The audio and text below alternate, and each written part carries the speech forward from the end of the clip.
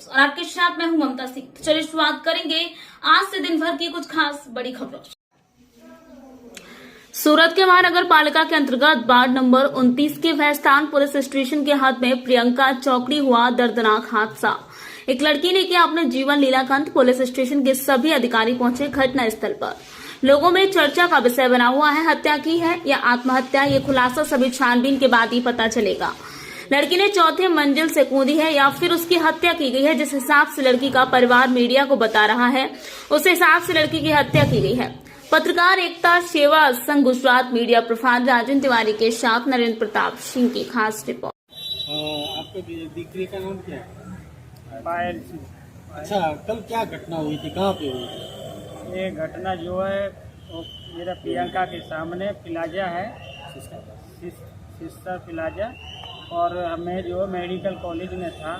Medical college से मैं निकला तो जो है वहाँ से जो मेरे पास फ़ोन आने लगा 2 बजे के करीब, तो भाई तुम्हारा लड़की ख़त्म हो गया है। मैं बोला भाई तू कौन बोल रहा है? मेरा लड़की तो ट्यूशन गई है। तो मैं बोला कि मेरा लड़की भैस्तान में पढ़ती है, यहाँ नहीं पढ़ती है। ये लोग बेर पुलिस वाला में हमको टॉर्चर करता रहा। तो मैं बोला कि देखा है, तो ये लोग सब लोग फ़ोन कर रहे थे इधर उधर। तो मैं बोला चलो ठीक है, हम आ रहे हैं रास्ते में, आप शांति रखो। बोले कहाँ पे हो? मैं बोला मेडिकल। સર કુલ મિલાઈને એટલું કહેવાનું છે કે શ્રીસા પ્લાઝામાં છે ને એટલું મોટું કોમ્પ્લેક્સ બનાવ્યું છે, પણ કોમ્પ્લેક્સની અંદર 2 લિફ્ટ આવી છે, પણ બંને લિફ્ટની અંદર કેમેરા રાખવામાં આવ્યા નથી. અને આખા કોમ્પ્લેક્સ તમે જો ને આખું અંદર કોઈ ઠેકાણું કંઈ છે નહીં. બનાવી તો દીધું છે મોટું, પણ ખાલી એક હોસ્પિટલ છે ને એક ક્લાસીસ છે. અને હોસ્પિટલનો ખાલી એના સીસી કેમેરાથી ખાલી થોડું કે અમને ખાલી જાણવાનું મળ્યું છે કે છોકરી ખાલી ઉપર જાય છે બસ. પણ હજુ તક અમને એ વસ્તુ નથી બતાવવામાં આવ્યું કે છોકરીને પહેલા કોણ ગયું છે, છોકરીને પછી કોણ જાય છે. શું લાગે છે? એ મારી ભાંજી લાગે છે. નહીં, શું તમને શું શંકા લાગે? મને તો લાગે છે કે ઘટના છે આ, કઈને કોઈ એને કંઈક લઈ જઈને તો કરી છે. કારણ કે તમે ઉપર જઈને જોશો ને તો અગાસીની પારી આટલી મોટી છે અને છોકરીની સાઈડ નાની છે. અને છોકરીને ચપ્પલ અને બેગ ત્યાં ફાટેલું મળ્યું છે ત્યાં. અને કંઈ અમને કંઈ કહેવામાં બતાવવામાં આવતું નથી કે છોકરીનું હું થયું હું નહીં. બસ ખાલી એમ જ કહે છે ઇન્કવાયરી ચાલુ છે, તમને જાણકારી મળી જશે. છોકરી તમારી કયા સ્ટાન્ડર્ડમાં ભણે છે ભાઈ? ઓલરેડી કમ્પ્લીટ છે અને આપણા કોમ્પ્યુટર ક્લાસીસ કરે છે. અચ્છા, કોમ્પ્યુટર ક્લાસીસ ક્યાં કરે છે? કોમ્પ્યુટર ક્લાસીસ ભેસ્તાનમાં કરે છે અને લાસ્ટ જ્યાં મેલી છે ને બોડી, એ બિલ્ડિંગમાં એ જતી જ નથી. એ ત્યાંથી કેટલું અંતર છે એનું?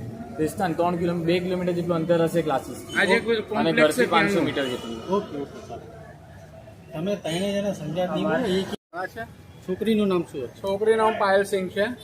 ક્યાં રહેવાનું એમને? એનું ભેસ્તાન પ્રિયંકા ગ્રીન પાર્કમાં રહેવાનું હોય છે. શું ગઈકાલે કેટલા વાગે શું ઘટના બની, કઈ તો અમારે ઘટના એ ગઈ હતી કે અમે તો જોબ પર ગયા હતા અને અમારા પર કોલ આવ્યો કે ભાઈ તમારી છોકરીને આવું કંઈ થઈ ગયું છે, તમે જલ્દી આવો. પછી શું થયું છે તમે 108ને બોલાવીને એને એડમિટ કરાવી દો, 108ને બોલાવીને મેડિકલ કોલેજ મોકલો. પણ ના, તમે આવો, ત્યાં આવો તમને બધું ખબર પડી આવશે. મેં કીધું કે ના તમે મોકલો તો ખરી, અમારે આવતા 10-5 મિનિટ થઈ, એના કરતાં તમે મોકલી દો. કે ના તમે પહોંચો. તમે પહોંચ્યા તો છોકરી મારી ત્યાં એકદમ લોહી લુહાણમાં પડી હતી. કેટલા મારેથી પડી હતી એવું કંઈ જાણવા મળ્યું? 5મા મારેથી પડી હતી. આટલું મોટું કોમ્પ્લેક્સ પ્રિયંકા ગ્રીન પાર્ક સિસો પ્લાઝામાં બનાવ્યું છે. 2 લિફ્ટ આપવામાં આવી છે, પણ 2 બંધો લિફ્ટની અંદર એક બી કેમેરા છે નહીં સર. અને ખાલી આ સીસી કેમેરા ખાલી જાણવામાં મળ્યું અમને કે હોસ્પિટલવાળાને ખબર પડી કે તમારી કોઈ ત્યાં ક્લાસીસ બી ચાલે છે. તો ત્યાં ક્લાસીસવાળાએ કીધું કે ભાઈ તમારી છોકરી કોઈ ઉપરથી પડી છે. તો એ ક્લાસીસવાળાને ત્યાં ઓલરેડી 3 મહિના પહેલાં મારી છોકરી ત્યાં જોબ ક્લાસીસ કરીને ગઈ હતી. તો એ ખબર પડી અમને કે ભાઈ આ છોકરી મારે અહીંયા ભણીને ગઈ છે. તો એનો નંબર હતો. તો એના પપ્પાને ફોન કર્યો. તો એના પપ્પા બી મેડિકલ હોસ્પિટલમાં 17 દિવસથી એડમિટ હતા. તો એમને ચેકઅપ માટે બોલાવ્યા હતા. એને મમ્મી પપ્પા બંધો એ લોકો બહાર હતા અને મેં બી જોબ પર જ હતો. પછી અમે લોકો પહોંચ્યો તો આવું જોવા મળ્યું. પછી અમે એમ જોયું કે ચાલ ભાઈ કઈ રીતના ગઈ છોકરી ઉપર ગઈ છે, પડી છે કેવી રીતના, તો આપણે સીસી કેમેરા તો ચેક કરી લઈએ. પણ બંડો લિફ્ટની અંદર સર કોઈ બી સીસી કેમેરા જોવા મળ્યા નથી. શું લાગે છે તમને? મને તો લાગે છે 100% એની હત્યા કરવામાં આવી છે. કારણ કે હવે તમે સમજો, જ્યારે એ ટાઈમ પર પડી ત્યારે હંમેશા ત્યાં વોચમેન હોય છે અને એ ટાઈમ પર વોચમેન બી ગાયબ થઈ ગયો.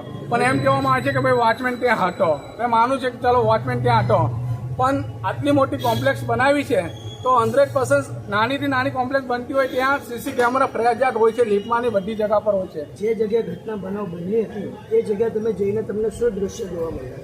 દ્રશ્ય એ જોવા મળ્યા કે મારી છોકરીને હાથમાં કંઈ બી વાગે તો બહુ બીતી હતી, ગભરાતી હતી અને પાછો મારે હું જઈ આવ્યો, મેં જોયું તો અહીંયા ઉડીની પારી હતી. હવે તમે સોચો છોકરીને આટલી નાની છે તો એ કેવી રીતના કૂદીને પરવાની છે અને એનું બેગ બી ફાટેલું મળ્યું, એનું બેગને બી કોઈ છીનછાની મતલબ કરવામાં આવ્યું છે. શું માંગણી છે આપણી? માંગણી મારી એટલી છે કે મારી છોકરીને ન્યાય જોઈએ છે મને, અને મેં સીસી કેમેરા જોવા માંગુ છું કે મારી છોકરી ત્યાં પહોંચી એના 2 કલાક 3 કલાક પહેલા એના પછીનો મને સમયનો કલાક જોઈએ છે વ્યવસ્થિત. મને અત્યારે તમને પોલીસ તરફે શું કહેવામાં આવ્યું? પોલીસ તરફથી મદદ તો મને મળી રહેલી છે, ક્રાઇમ બ્રાન્ચ લાગેલી છે, એનું કાર્ય કરી રહેલી છે, પણ અમને સંતોષ સર થોડોક બી નથી. જ્યાં સુધી પેલું જલ્દી નિકાલ નહીં આવે ત્યાં સુધી મને સંતોષ નથી સર. અને એક વસ્તુ સર હજુ હતું કે કોમ્પ્લેક્સની ઉપર અગાસી ઉપર તારું મારીને રાખવું છે, તો તારું ખુલ્લું રહે છે, કોઈ બી અપડાઉન કરી શકે છે. આજે મારી છોકરીની સાથે થયું છે, કાલે કોઈ બીજી છોકરી સાથે થઈ શકે છે. वक्तों के एक छोटे से ब्रेक के बाद फिर से हाजिर होंगे ऐसी तमाम बड़ी विशेष खबरों के साथ. तब तक के लिए नमस्कार. हर खबर की अपडेट पाने के लिए आप हमारे चैनल को सबसे पहले सब्सक्राइब करें.